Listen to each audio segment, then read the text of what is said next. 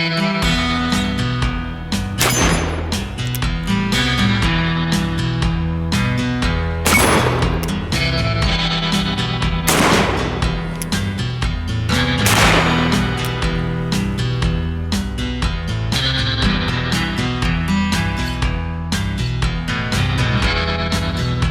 I'm Mike Beliveau, and today we're back at the West Shore Sportsmen's Association. And today we're going to be kind of having a redo. As you may recall, the last time I was out here, I shot my Pietta 1851 Navy Revolver with a Taylor's cartridge conversion cylinder. And as you may recall, we had to cut that session short because the range conditions were very treacherous with ice. So today, we're back here at West Shore, and just to mix things up, I've got my Pietta 1861 Navy Revolver, 36 caliber cap and ball revolver, and we're going to be using the Taylor's 38 caliber cartridge conversion cylinder with that gun. And I'm going to try to do the things that I could not do the last time we were out here. So for those of you who felt cheated, and I know there are some of you because I felt a little cheated myself, and of course through the magic of the internet, a lot of you have communicated your views on that subject to me. So today we're going to try to make it up to you. So let's go show you how this thing loads up.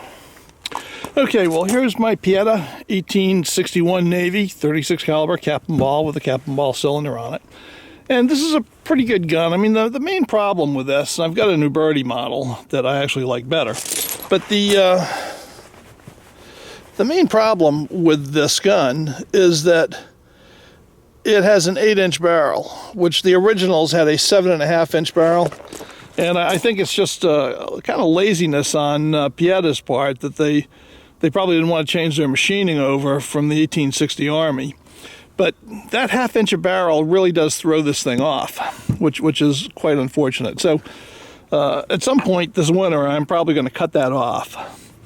And I may make a new front sight for it. And we'll go from there. But right now it's still on.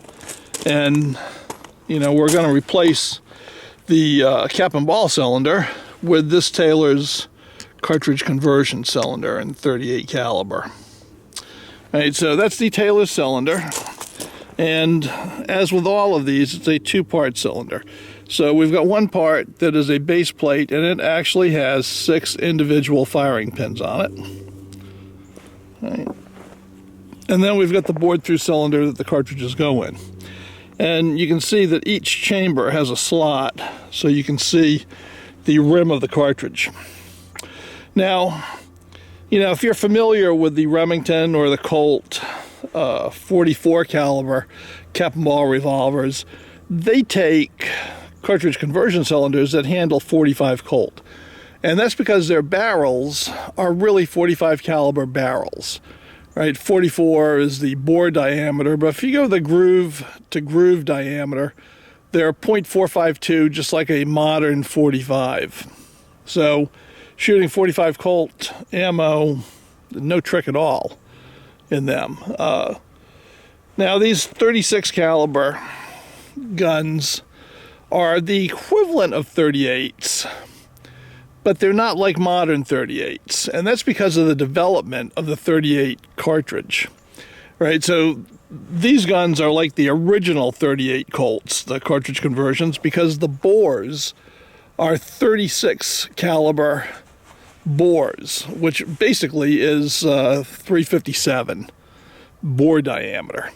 But the groove to groove diameter is 0.375 inches. Now, what happened back in the 19th century, of course, is they bored through these cylinders, you know, and they used the existing barrels. And in order to make things work, just like the original cartridge conversions that used 44 Colt, that actually used a 45 caliber heel-based bullet on a 44 caliber cartridge, these guns did the same. Right, so they were made to fire bullets like this, and this is a heel-based 38 short Colt. So the bullet is the same diameter as the case, which is 375. And there's a little heel, a rebated section that fits inside the case. Okay, and that's how they loaded these things. Now, that became kind of cumbersome. All right, so the next step in the evolution was they went to a 357 caliber inside lubricated bullet, right, like this one, modern configuration, except in order to make that work with the 375 groove to groove diameter, they made it hollow based so that when you shot it, the base would flare out and grab the rifling and still give you accurate shooting. But after they did that, and they did that so it would work with all the old guns, they made all the new guns so that they had a 357.357 inch groove to groove diameter so that these bullets would fire with a solid base.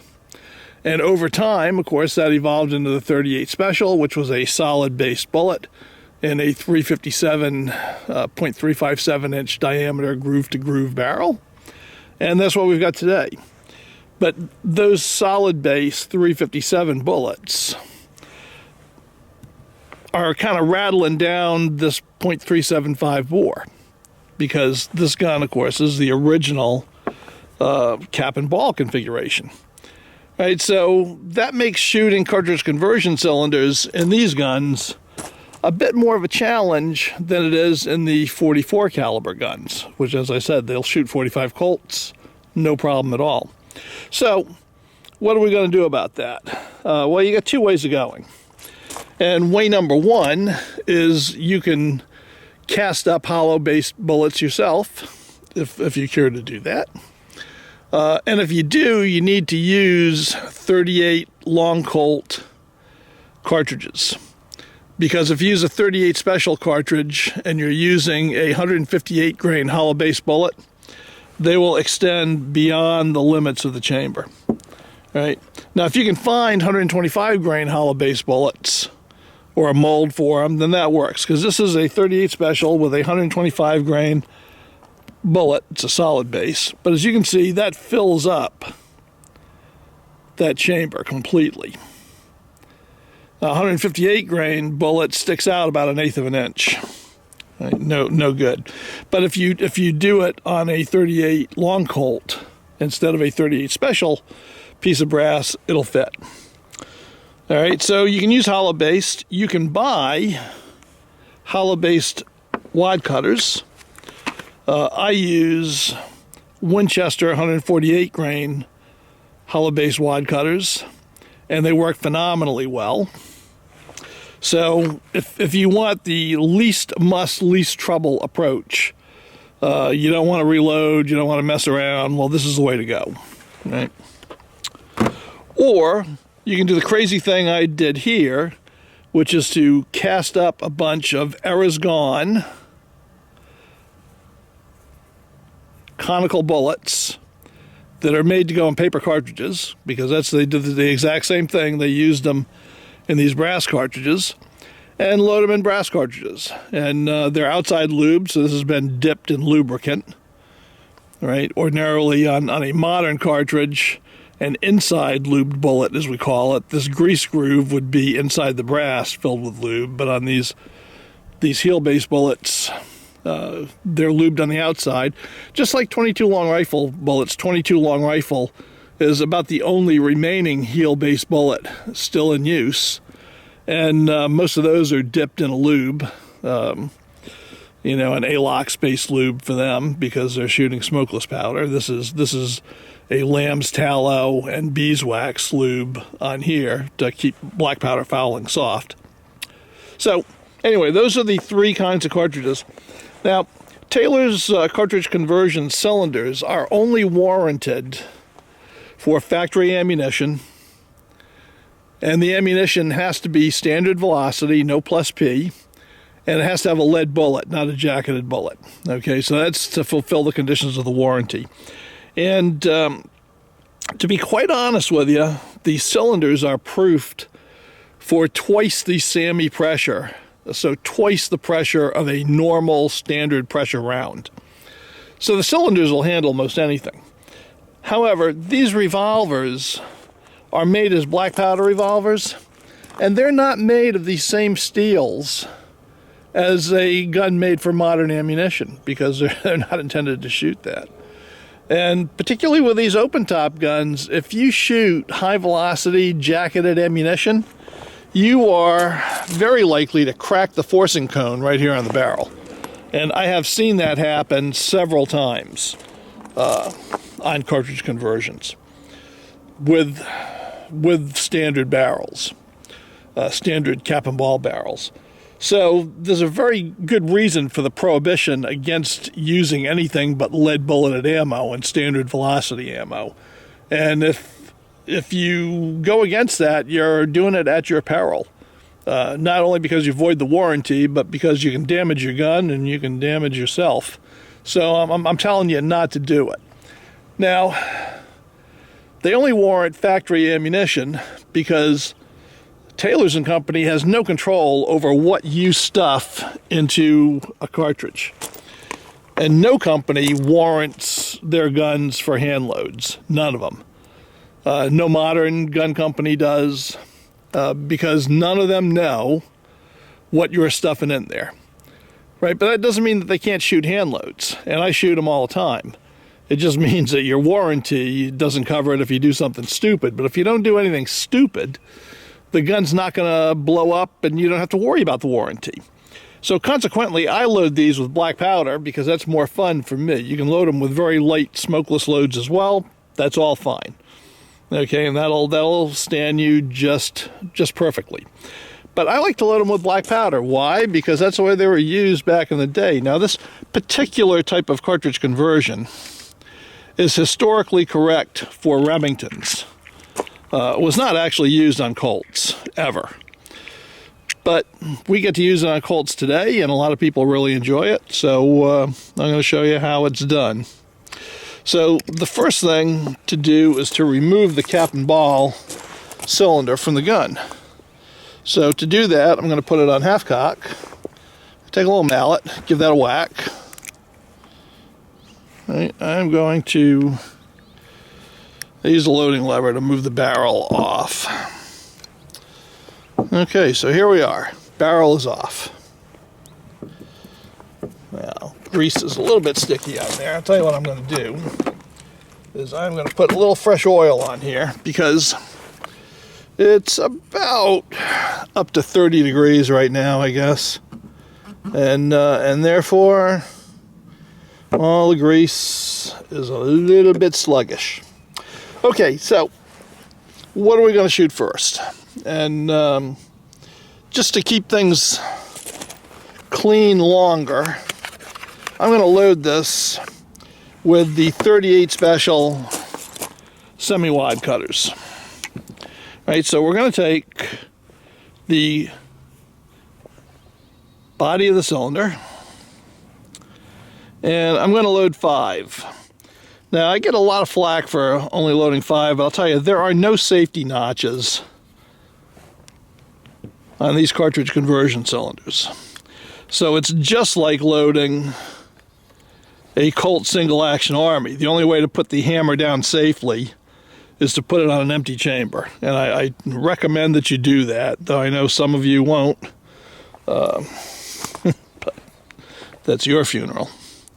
People always say, well, you're going to go right to you're on the range, you're going to go right to the range and shoot. So why not just load 6? And that's why. Okay, drop the base plate. So back to what I was saying. People are going to say, well, you know, as long as you're right on the range and you're going to go shoot immediately, why not just load 6 and go do it? You can do that. You can do whatever you want. I won't stop you. I would just ask you not to stop me from doing what I want, because I know I might be walking around here for a while with this gun in my holster or, you know, on the table, and just like I knocked that off, I could knock the gun off the table and I could land on the hammer and go off. But if it is on an empty chamber, a sledgehammer can hit that hammer, and there's nothing that's going to make the gun go off. And unless you are actively fighting off the Sioux Nation with this gun, which if you are, by the way, or if you're fighting a drug cartel, I wish you a lot of luck, because you're going to be dead. But unless you're actively fighting off a drug cartel with this, you're at the range, shoot 5. I mean, what the heck, man? You know, you can shoot a whole box of ammo 5 at a time as easily as you can shoot a 6 at a time. So that's just my sermon for the day, but you do what you want, and let me do what I want. Okay, so we got that loaded up. I'm going to put it on the gun. I'm going to replace the barrel. Tap the wedge in. Okay, now I've got this chamber indicator so I can see where my empty chamber is. I'm going to rotate that under the hammer because that's the way I roll. Put it down. And now this gun is completely ready to fire with 38 special ammunition. So let's go see how it does. Okay, I'm 15 yards away from the target, and I've got the Pietta 1861 Navy loaded up with Winchester factory smokeless ammo, 148 grain hollow base wad cutters, and we're going to shoot it, see how it does. And just as an aside, if I had to pick the most useful shooting gadget of the 21st century for me, it would be the development of very compact, very accurate rangefinders. I mean, not only are they great for hunting, but I used to come to the range and I had to exercise my 100-foot, reel up tape measure to get all my distances down. I did that for many years as a gun writer. In fact, I still have it in the truck with my chronograph. But thanks to those rangefinders for years now, I've been able to figure out my distances exactly and haven't had to haul tape measures all over the place to do it. So I have to say kudos to whoever invented those things. They are truly a boon. Now, let's go over and shoot those hollow base wad cutters, and then we'll see how they do.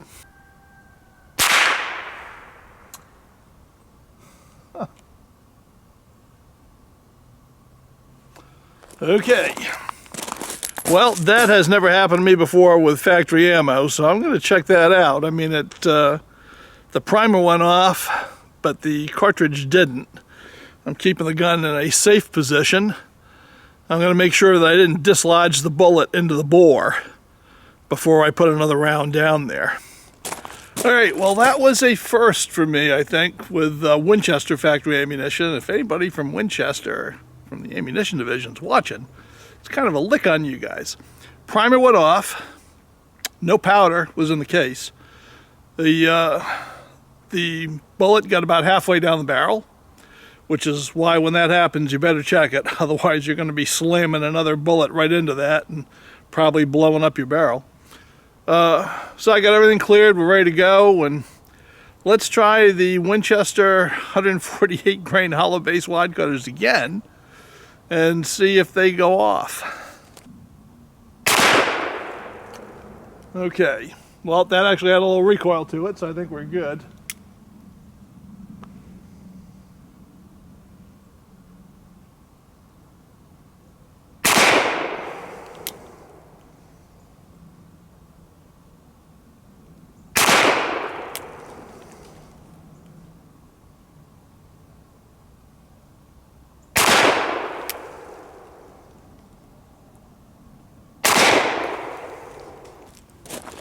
Okay, let's go see how we did.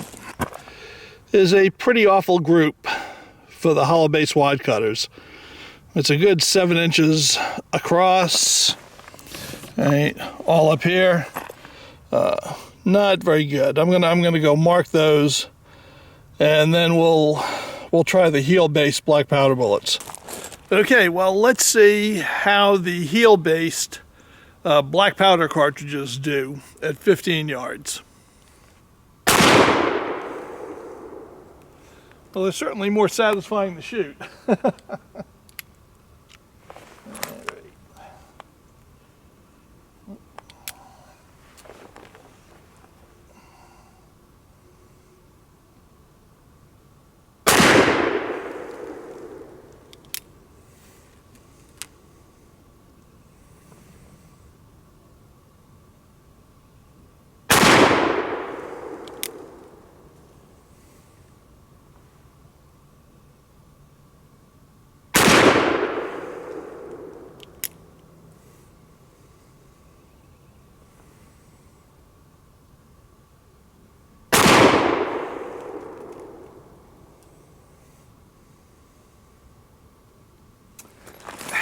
Love the smell of that black powder.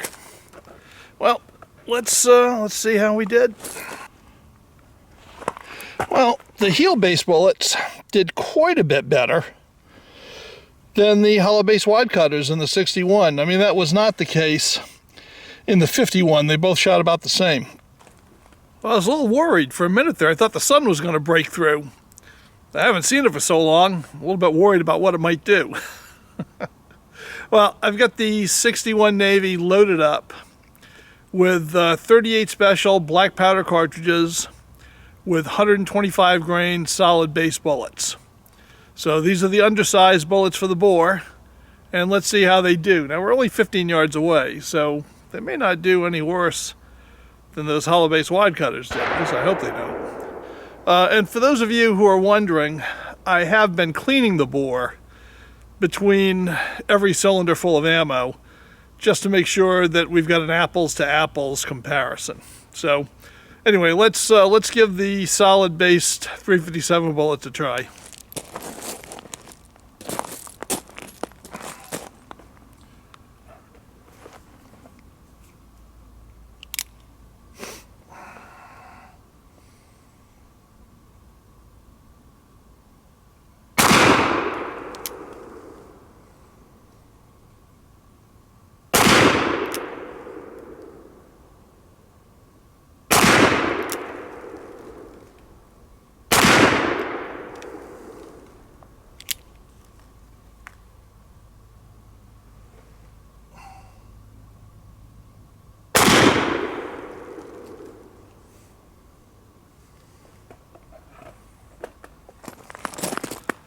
All right, well, let's see how they did. All right, so this is kind of interesting. So the black dots are the hollow base wadcutters. The orange dots are the heel base bullets. And I've got a dot missing. I actually put one of the 125 grain bullets through the same hole as I put one of the heel base bullets, and it knocked the dot off. Now, here's what's interesting. I got a good group. I got a good group out of the 357-inch diameter, 125 grain solid base bullets. However, almost every bullet keyholed. It looks like these two might not have, but you can see these all keyholed. So if we were beyond 15 yards, I'm not sure how they would have done. But if you shot somebody at 15 yards, those keyhole and bullets are going to rip them up something awful. But obviously, 357 diameter bullets are not working in the bigger bore. They're tumbling. Though because of the short range, they're tumbling straight into the target, which is a good thing, I guess. So that's the result. And as I said, it's kind of interesting. Okay, so unloading these cartridge conversion cylinders is basically just a reverse process. You have to disassemble a gun. So we'll pull a barrel, remove the entire cylinder, right? Take off the back plate, and then with any handy pin or punch, just knock the empties out. And there you go. Well, as long as I'm here, let me take the heel-based 38 short Colt bullets and see if I can ring any of those steel plates with them.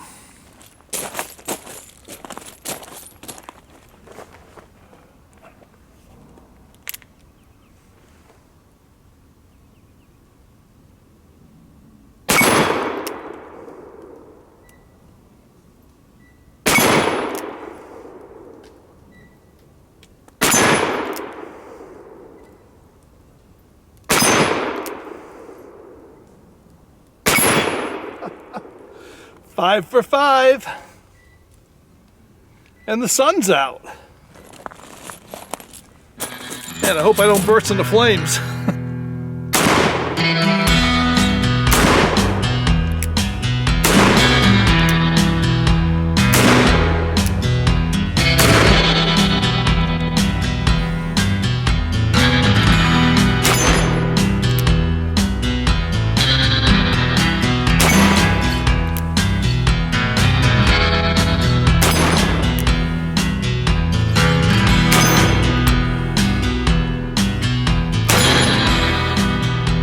So, until next week, bye.